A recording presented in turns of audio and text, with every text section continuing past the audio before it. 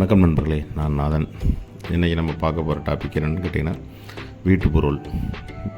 அதில் அந்த வீட்டு பொருள் எந்த மாதிரி பொருள் அமைக்கலாம், அதில் வரக்கூடிய பிரச்சனைகள் என்ன அப்படிங்கிறத பற்றி இன்றைக்கி பார்க்க போகிறோம். அதனால் கண்டிப்பாக இந்த போர்வெல்லில் வரக்கூடிய சில பிரச்சனைகள், சில இடங்களில் அந்த தண்ணியோடைய ஸ்மெல்லு மாறிடுது. அதே போல் இந்த மரத்துடைய வேர்கள் உள்ள போர்வெல்லில் இறங்கிடுது. அது எதனால் இறங்குது அப்படிங்கிறத ஒரு தெளிவாக பார்த்துடலாம். உங்களுக்கு இந்த வீடியோ நீங்கள் முழுமையாக பார்த்தீங்கன்னா தான் கண்டிப்பாக நாங்கள் சொல்ல வர கருத்துக்கள் உங்களுக்கு முழுமையாக தெரிய வரும். அதனால் இந்த வீடியோவை ஸ்கிப் பண்ணாமல் பாருங்கள். நம்ம ஃபஸ்ட்டு வீடுகளுக்கு போர்வெல் அமைக்கிறோம் அப்படின்னோம்னா என்ன சைஸ் ஓட்டலாம் அப்படிங்கிறது நிறைய பேருக்கு குழப்பங்கள் இருக்குது. Size doesn't matter. அதாவது நமக்கு அந்த ஏரியாவில் தண்ணி எப்படி சோர்ஸ் கிடைக்குதுங்கிறத பொறுத்து நமக்கு தண்ணி கொஞ்சம் மேலவே கிடைக்கும் அப்படிங்கிற மாதிரி இருந்ததுனால கண்டிப்பாக நம்ம 4.5 போர்வெல்லை அமைச்சிக்கலாம். அது ஒரு பிளாட்டாக இருந்தது அப்படின்னால் கண்டிப்பாக இன்றைக்கி இருக்கக்கூடிய காலகட்டத்தில் கொஞ்சம் பெரிய மிஷின் வச்சு கொஞ்சம் ஆழங்கள் அதிகமாக ஓட்டிக்கிறது பெஸ்ட்டானது. ஏன்னா இன்னும் 10 வருடங்கள் போகும்போது தண்ணி இதோட நிலத்தடி நீர் மட்டம் குறைய நிறைய பிரச்சனைகள் நம்ம சந்திக்க வேண்டியது வரும். அதனால் நம்ம இப்போயே கொஞ்சம் அதிக ஆழங்கள் ஓட்டிட்டோம்னா பிரச்சனை இருக்காது. அதே மாதிரி இந்த போர்வெல் அமைக்க முடியாத இடங்கள் அப்படின்னா, ஒரு கட்டிய வீடு நமக்கு அந்த இடத்துல கொஞ்சம் தான் இடம் இருக்குது, ஒரு சின்ன கார்டன் மாதிரி விட்டு வச்சுருக்கோம், அதுக்குள்ளே ஓட்ட வேண்டியது வருது. அதில் இந்த பெரிய மிஷின் கொண்டு செட் பண்ணுற அளவுக்கு வாய்ப்புகள் இருக்கா அப்படின்னா கண்டிப்பாக இல்லை. அப்போ நம்ம கண்டிப்பாக இந்த 4.5 போர்வெல் தான் நம்ம சூஸ் பண்ணி ஆகணும். அது மாதிரி அந்த நிலத்தடி நீர் எத்தனை அடியில் கிடைக்கிறதுங்கிற பொறுத்து நம்ம அந்த போர்வெல் எந்த போர்வெல் அமைக்கலாம் அப்படிங்கிறத ஒரு முடிவு பண்ணிக்கலாம். தண்ணி ஒரு 100-200 அடியில் கிடைக்கும் அப்படிங்கிற ஒரு ஏரியா, சில ஏரியாக்கள்லாம் இருக்கும். அந்த மாதிரி ஏரியாக்களில் உங்களுக்கு 4.5 போதுமானது. அதே ஆழங்கள் அதிகம் ஓட்டி ஆகணும். சில இடங்கள்லாம் பார்த்திங்கன்னா 500 அடி 600 அடி 1000 அடி வரையுமே ஓட்ட வேண்டிய ஒரு ஏரியாக்கள் தான் முக்கால்வாசி இருக்குது. அந்த மாதிரி இடங்களில் நம்ம கண்டிப்பாக அந்த 6 இன்ச் போர்வெல் தான் அமைச்சாகணும். அப்போ அந்த 6 இன்ச் பொருள் அமைக்கிறதுக்கு நமக்கு வண்டியெல்லாம் செட் ஆகக்கூடிய அளவுக்கு இடம் இருந்ததுனா தான் கண்டிப்பாக முடியும். இது ஒரு வீடு கட்டிட்டோம், நம்ம குடியிருக்கக்கூடிய வீட்டில் தண்ணி திடீர்னு பிரச்சனையாகுது அப்படிங்கிற பட்சத்தில் சில நேரங்களில் அந்த ரோடு சைட்லேயே நமக்கு வண்டி செட் பண்ணுற மாதிரி இருந்ததுன்னா அந்த காம்பவுண்டை கட் பண்ணிவிட்டு செட் பண்ணலாம். அல்லது கொஞ்சம் உள்ள கார்டன் மாதிரி இடங்கள் இருந்ததுன்னா கண்டிப்பாக அந்த மாதிரி இடங்களில் போர்வெல் செட் பண்ணலாங்க. இது மாதிரி தொடர்ந்து நிறையா வீடியோக்களை நாங்கள் அப்லோட் பண்ணிட்டு வரோம். எங்களோட வீடியோக்களை கண்டிப்பாக முழுமையாக பாருங்கள்.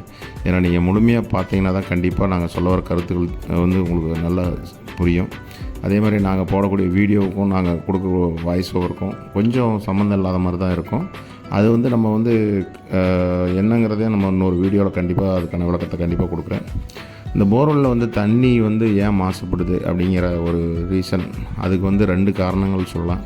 ஒன்று நம்ம போர்வெல் அமைக்கக்கூடிய இடம், அதாவது ஒரு வீட்டுடைய கார்னர், அடுத்த வீட்டுடைய கார்னர், அந்த மாதிரி ஒரு இடங்களில் அமைக்கும்போது நமக்கு அந்த சைடில் நமக்கு ஒரு செப்டிக் டேங்கோ அல்லது வேறு ஏதாவது கழிவுநீர் தேங்கி நிற்கக்கூடிய இடமா இருந்ததுனால கண்டிப்பாக நம்ம போர்வெல்லில் அந்த கசிவுகள் இறங்க செய்யும்.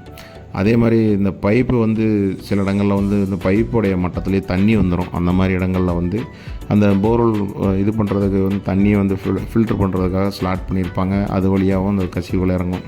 அப்போ இதுக்கு என்ன தீர்வு அப்படின்னு பார்த்திங்கன்னா, நம்ம அந்த மாதிரி ஸ்லாட் பண்ண வேண்டிய ஒரு சூழ்நிலை வந்தால் கண்டிப்பாக மேலே அந்த மண்கண்டத்தை ஃபுல்லாக லாக் பண்ணிடணும். அதாவது என்னென்னு கேட்டிங்கன்னா, அந்த பாறையுடைய ஃபஸ்ட்டு லேயர் அது வரையுமே நம்ம லாக் பண்ணிடணும். கண்டிப்பாக அந்த மாதிரி போர்வெல்லில் ஸ்லாட் பண்ணக்கூடாது. இல்லை நமக்கு ஒரு 60 அடி 80 அடி 100 அடி அளவுக்கு பைப்பு போகுது, அந்த தண்ணி ஒரு 80 அடி அளவுலேயே வந்துடும் அப்படிங்கிற மாதிரி ஒரு கண்டிஷன் இருந்ததுனால் நம்ம அப்போ மேலே இருக்கக்கூடிய அந்த மண்கண்டத்தை ஃபுல்லாக நம்ம லாக் பண்ணிடணும். அதாவது ஒரு 4 இன்ச் போர்வெல் ஓட்டுறோம்னா கண்டிப்பாக ஒரு 8 இன்ச் பைப்பு வச்சு லாக் பண்ணணும். அதே ஒரு 6 இன்ச் போர்வெல் ஓட்டுறோம் அப்படின்னா கண்டிப்பாக 10 இன்ச் பைப்பு வச்சு நம்ம அந்த ஃபஸ்ட்டு மண்ணில் தான் என்றைக்குமே தண்ணி ஈஸியாக ஸ்ப்ரெட் ஆகக்கூடிய இடங்க, அதை லாக் பண்ணிடணும். அப்படி லாக் பண்ணிட்டோம்னா நமக்கு அந்த மாதிரி ஒரு பிரச்சனைகள் ஸ்லாட் பண்ணி போட்டாலும் அந்த மாதிரி ப்ராப்ளம், அந்த ஸ்மெல் வர்றது, இந்த மாதிரி கண்டாமினேஷன்லாம் கண்டிப்பாக ஆகாது. அதே மாதிரி நிறையா போர்வெல் பார்த்திங்கன்னா இன்றைக்கி வீடுகள் அமைக்கும்போது போர்வெல் அமைச்சிருப்பாங்க. ஆனால் அந்த போர்வெல் அமைச்சிட்டு அந்த வீட்டை சுற்றியும் என்னென்னா மரத்தை நட்டு வச்சுருவாங்க. அந்த மாதிரி மரங்கள் நடும்போது என்னென்னு கேட்டிங்கன்னா, அந்த மரத்துடைய வேர்கள் சில வகையான மரங்களுடைய வேர்கள் கண்டிப்பாக அந்த போர்வெல் உள்ள பைப்பு வழியாக போகிறதுக்கான வாய்ப்புகள் உண்டு. அதுவும் ஃபில்ட்ரு பண்ணியிருக்கக்கூடிய பைப்பாக இருந்ததுன்னா கண்டிப்பாக அந்த போர்வெல் இதில் தோரம் வழியாக ஃபில்ட்ரு வழியாக இந்த வேர் இறங்கிடும். அதில் குறிப்பாக சில வகை மரங்கள்லாம் ரொம்ப ஆபத்தானது. அதில் முதல் இது என்னென்னு கேட்டிங்கன்னா, நம்ம வேம்பு, இந்த உடமரம், அதே மாதிரி மாமரம், இந்த மாதிரி அசோக மரம், இந்த மாதிரி நிறைய மரங்களை சொல்லிட்டு போகலாம்.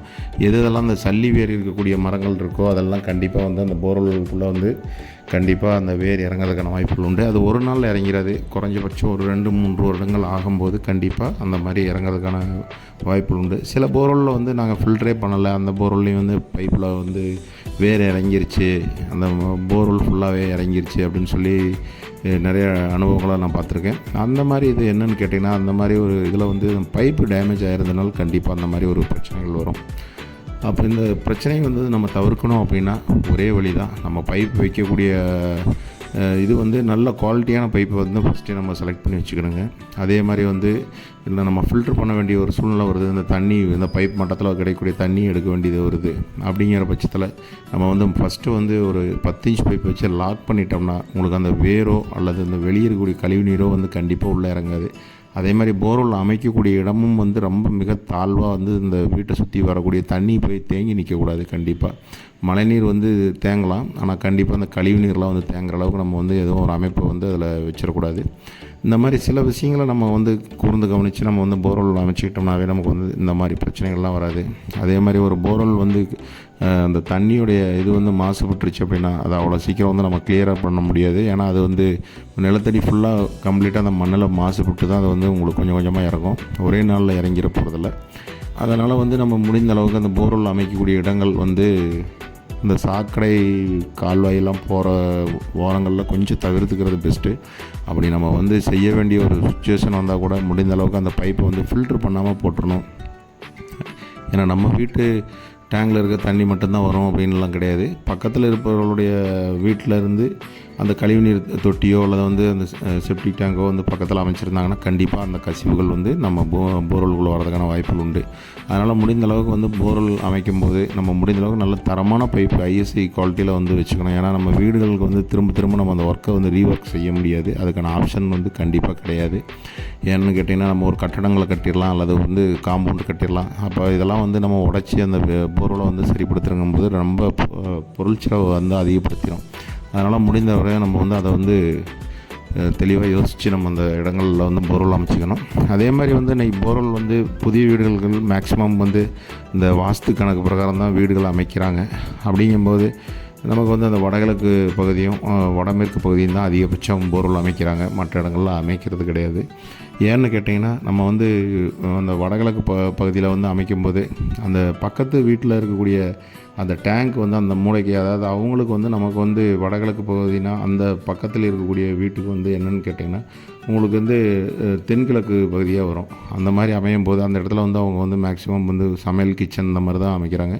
இன்றைக்கி வந்து அந்த வாஸ்துங்கிறது வந்து ஒரு நம்பிக்கை தான், அதில் வந்து முழுமையான இதை வந்து நம்ம எதையுமே குறிப்பிட முடியாது. ஏன்னா அது வந்து உண்மையாக பொய்யாங்கிற ஆராய்ச்சிக்கு நம்ம போக வேண்டாம். அதனால் இன்றைக்கி அமைக்கக்கூடிய வீடுகள் எல்லாமே வந்து அந்த மாதிரி தான் அமைக்கிறாங்க. இதில் வந்து மதம் சம்மந்தமோ இல்லை மற்ற எந்த ஒரு இதுவுமே கிடையாது. எல்லா மதத்தினருமே கண்டிப்பாக இன்றைக்கி வந்து அந்த மாதிரி ஒரு அமைப்பு தான் வந்து பயன்படுத்துகிறாங்க. இதில் வந்து எதோ சயின்டிஃபிக் டேர்ம் இருக்கா அப்படிங்கிறதையும் நம்ம பாதிக்க வேண்டாம். கண்டிப்பாக நம்ம அந்த மாதிரி அமைக்கும்போது அந்த போர்வெல் பக்கத்தில் நம்ம வந்து நமக்கு ஒரு கழிவு பொருள்கள் தேங்கக்கூடிய இடமா இல்லாமல் இருந்துட்டுனாவே நம்ம போர்வெல் வந்து கண்டிப்பாக வந்து இந்த மாதிரி பிரச்சனைகளை சந்திக்க வேண்டியது வராது. அதே மாதிரி முடிந்த அளவுக்கு போர்வெலை சுற்றி வந்து மரங்கள் வந்து கண்டிப்பாக வைக்காதீங்க. குறைஞ்சபட்சம் ஒரு 20 அடியாவது தள்ளி தான் வைக்கணும். ஏன்னா வீடுகளும் போது ரொம்ப இட வசதிகள்லாம் இருக்காது. அப்போ வந்து நம்ம வந்து கொஞ்சம் தள்ளி அந்த இடங்களை வந்து வெற்றிடமாக விட்டுறது வந்து பெஸ்ட்டான ஒரு ஆப்ஷன். ஏன்னா செடிகள் இந்த மாதிரி இதெல்லாம் வச்சுக்கலாம், மற்றபடி பெரிய வேறு அதிகம் ஊன்றி வளரக்கூடிய மரங்களை வந்து முடிந்த அளவுக்கு நம்ம தவிர்த்துக்கிறது வந்து பெஸ்ட்டு. அந்த போர்வெல் சுற்றி நமக்கு வந்து அந்த வேர்கள் இறங்கும் அப்படிங்கிற ஒரு இது இருந்ததுன்னா வேறு வழியே கிடையாது. எங்களுக்கு வந்து இருக்கக்கூடிய இடங்களில் வந்து சின்ன அளவு தான் இடம் இருக்குது, பக்கத்தில் ஒரு மரம் இருக்குது, அது வந்து நாங்கள் எடுக்க முடியாது அப்படிங்கிற ஒரு கண்டிஷன் இருந்ததுனால அந்த போரை சுற்றி பைப்பு வந்து அந்த மண்கண்டம் எவ்வளோ இருக்கோ அதை ஃபுல்லாக தோண்டி எடுத்துகிட்டு அதை முழுவதும் கம்ப்ளீட்டாக வந்து காங்கிரீட் பண்ணி அதை ஃபுல்லாக வந்து இது சேஃப்டி பண்ணிட்டோம்னா நமக்கு அந்த பிரச்சனைகள் வராதுங்க. இது மாதிரி தொடர்ந்து நல்ல பயனுள்ள நிறையா தகவலை வந்து நம்ம பார்த்துட்டு வரோம். அதே மாதிரி அடுத்ததாக இன்னொரு அருமையான ஒரு தலைப்பை வந்து நாளைக்கு கண்டிப்பாக இன்னொரு வீடியோவாக பார்க்கலாங்க. நன்றி, வணக்கம்.